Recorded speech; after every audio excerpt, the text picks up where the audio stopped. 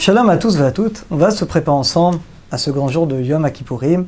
Et on va parler ensemble des 5 interdits. Vous savez tous que Yom Kippour, on a essentiellement 5 interdits de la Torah.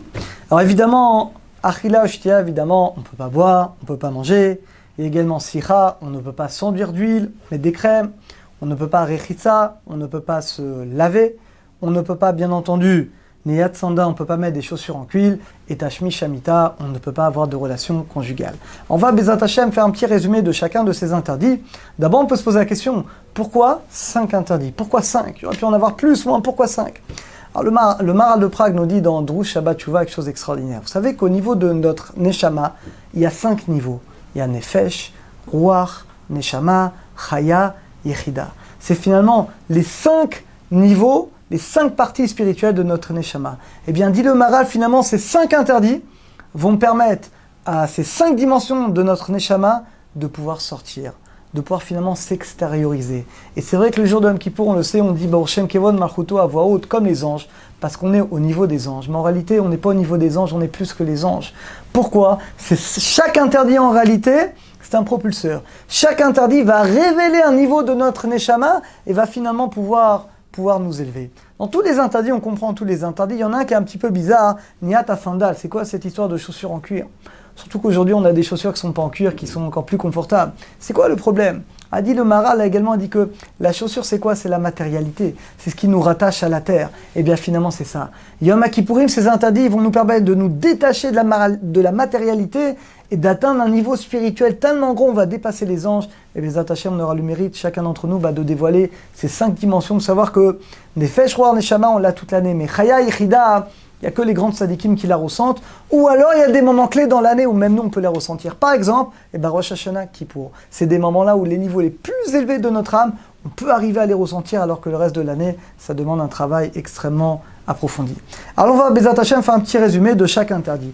Manger et boire, bon, c'est la chose la plus connue, la plus répandue. Tout le monde connaît ces interdits. Même si quelqu'un oublie, il prend un fruit, il fait une bracha, avant de goûter, on ne peut pas le goûter, parce que là, c'est un interdit de la Torah qui est extrêmement grave.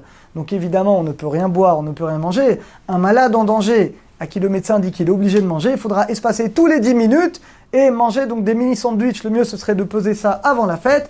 30 grammes, de ne pas dépasser 30 grammes tous les 10 minutes. Et pareil, des petites gorgées, moins de mélolugmav. Donc pareil, des petites gorgées de 30 grammes tous les 10 minutes.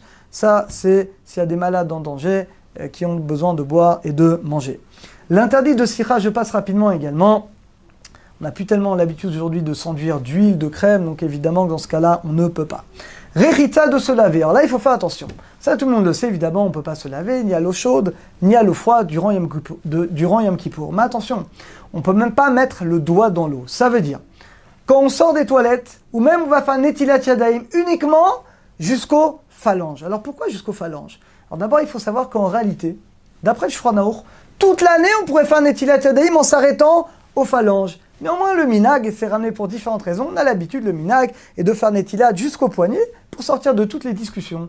Donc là, finalement, on ne peut pas faire Netilat pour le plaisir, on fera que le minimum légal. Donc quand quelqu'un, il sort des toilettes, ou quand quelqu'un le matin, il veut faire Netilat Yadayim, uniquement jusqu'aux phalanges, on fait bien, on dit bien entendu la bénédiction, et avec quand il reste un tout petit peu d'humidité sur les doigts, on peut dans ce cas-là un petit peu se frotter, se nettoyer légèrement, dans ce cas-là, les yeux. Maintenant, s'il y a une saleté, évidemment, si j'ai une saleté, dans ce cas-là, je peux l'enlever.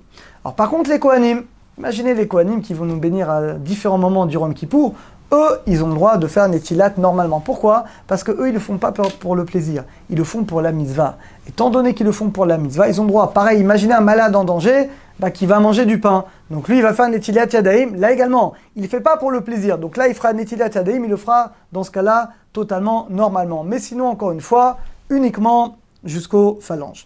Alors, Neilat Sandal, tout le monde le sait, on n'a pas le droit d'avoir de chaussures en cuir. D'abord, c'est que les chaussures.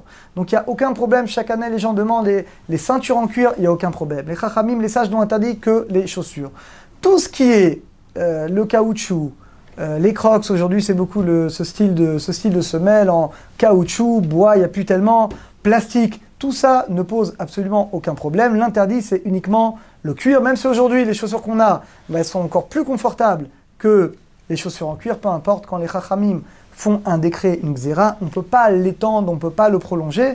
Le décret a été fait, uniquement les chaussures en cuir, donc le reste, il n'y aura pas de problème. Si quelqu'un doit porter des chaussures en cuir, imaginez un malade ou quelqu'un qui doit traverser un endroit qui peut être dangereux, il pleut, il peut tomber, il faut des chaussures en cuir pour ne pas tomber. Dans ce cas-là, dans des cas comme ça de force majeure, on pourra permettre. Il faut savoir que les chaussures en cuir ne sont pas mouxées, donc on aura le droit de les déplacer, parce qu'il y a des cas où on a dit un malade ou quelqu'un qui a des problèmes, je ne sais pas, qui a des problèmes aux pieds, qui doit mettre des chaussures en cuir pour des raisons médicales, qui doit traverser des endroits où il risque de tomber, dans tous ces cas-là, il pourrait les porter, donc les chaussures en cuir ne sont pas mouxées.